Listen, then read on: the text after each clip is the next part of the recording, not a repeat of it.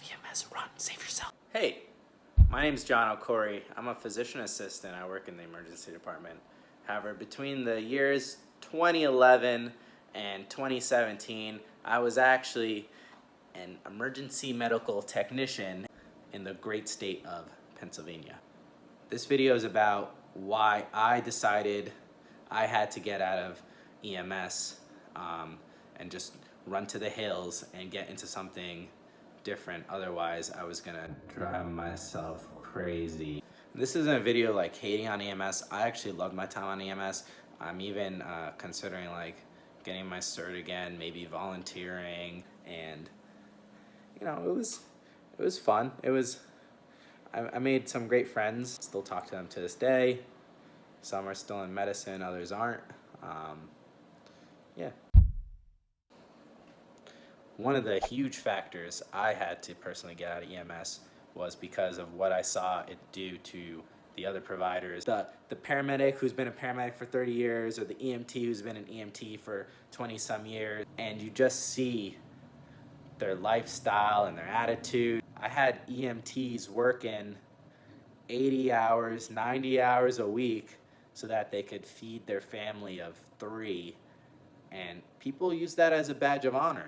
They were overworked, and they used that as a highlight of their life. You get in the rig with them for the first time for the shift, and they're like, "Oh yeah, I'm running a 36 right now, and then tomorrow I'm working at so and so." They often have multiple jobs. They're bouncing, sleep deprived. It's partially because EMS just in most areas, unless you're like a fire-based EMS kind of thing, it doesn't pay. $12 an hour? Most people, people don't pay their ambulance bills. They get low reimbursement. The companies and stuff have coverage areas they gotta cover, and sometimes they're not making money, or even if they are making money, they're not paying their EMTs and their staff. So you got people making minimum wage sometimes $8 an hour as an EMT, sometimes, depending on the area, $12 an hour. $12 an hour? Or $16 an hour. Maybe if you're really lucky, super lucky as an EMT, you're making like 20, but that's like Gucci money. You're very underpaid in EMS, even as the medics or as a supervisor. Like, I feel like there's not much room for advancement. You're underpaid. And that was one of the reasons I had to get out, because I love my free time. I want to go places and travel, and for the amount of money and time EMS was taken from you, and the fact that people were miserable, and the fact that during your shift a lot of people just ate crap and junk food, and I was just like, I don't want this for my life. I gotta get out of here. I gotta run. Get out of EMS, run, save yourself. I was making $12 an hour as an EMT, and as a PA in the emergency department, you're making anywhere from like 5 to 8 times that amount of money. And so if I look back on it, it's like I spend less of my time and I make way more money. And it wasn't a huge jump for me in terms of what I was already doing. I think one of the reasons why I got out of EMS was people were just miserable and immature. You had like grown adults, there's such a low barrier of entry for EMS that you have grown adults that are acting like kids. You got super high turnover rate. Professionalism is in question. The people who don't care about their job, they don't dress up, and they're late, and they don't do their job, and they're lazy, and every workplace has that. And I feel like maybe in EMS, it triggered me, maybe. I don't know.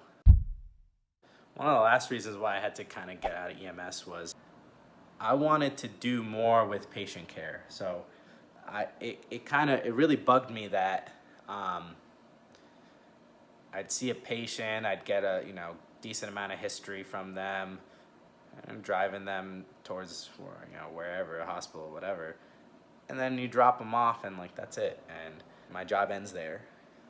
Sometimes it's good, but usually I wanted more from the patient care experience. I wanted to actually feel like I was taking care of people.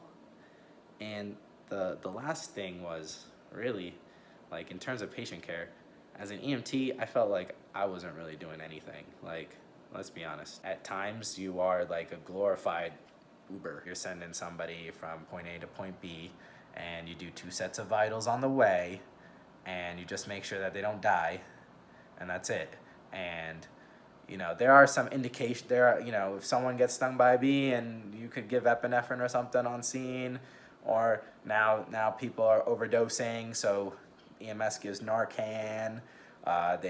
We bandage up wounds, and there's like on-scene splinting of extremities and traction splants and all sorts of stuff and tourniquets and all that stuff. But like realistically, in my typical shift, I didn't do any of that. You know, I would pop open a nasal cannula once in a while and give someone some oxygen because their sat was a bit lower than typical. Like that was, you know, that was like the extent of it. There were some like insane 911 call cases and stuff like that, but I mean, as an EMT, you're not really, I wasn't really in the trenches. And I know this is very dependent on where you work and what type of patient demographics you got and everything like that. And of course, you know, if you arrive on scene of someone in a STEMI or something, and you manage to do CPR and get them back and all that stuff,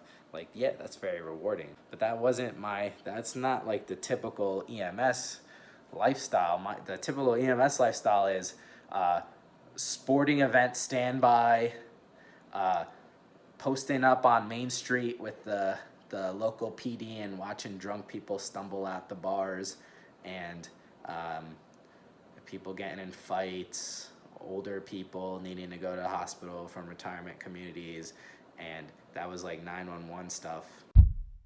So to summarize why I got out of EMS, it was the people, the pay, and just not really feeling like I was making a huge difference in my day-to-day.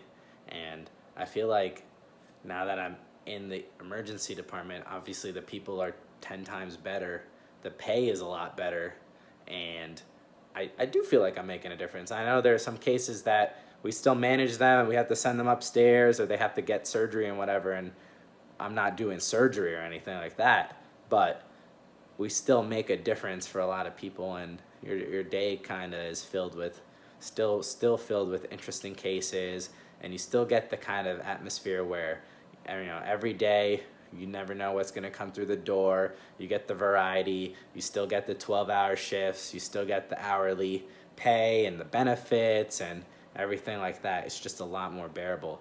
And so my advice ultimately to anybody out there who is looking for a way out is kind of like, don't feel like you're trapped in emergency medicine. And also, even if you come to the other side, if you become a nurse, if you become a PA, if you become a doctor, I think it's important when the ambulances come through the door, when the EMTs come through the door, you know, I still kill them with kindness. I'm still nice to everybody. Sometimes they're having a shit. Agree with this list? Make sure to hit that like button. Sometimes they're having a crappy shift, and EMS is very underappreciated in the United States, and as a country in the whole. You know, we don't get funding for EMS like we do our police departments and our firefighters. I don't know, EMS is like the youngest stepchild that's always forgotten. It's kind of like the Cinderella, and maybe one day EMS will get their glory, but for the time being, you know, EMS is still very underappreciated. And I hope maybe this video inspired somebody, at least one person, to at least reconsider their career. And the bad thing is, as more and more people decide to leave EMS, you lose great providers, you lose great paramedics, you lose great EMTs. Unless they could pay people better, and unless, you know, you get funding and actual gear and supplies and uniforms and better management and things like that, it's just, most of it's still just really bad. And so, you know, for the time, for me, I couldn't wait. I needed to get out, and I that's just kind of the summary. So I hope this video helped, and if you liked it, don't forget to like, subscribe my channel for more. All right, have a great day.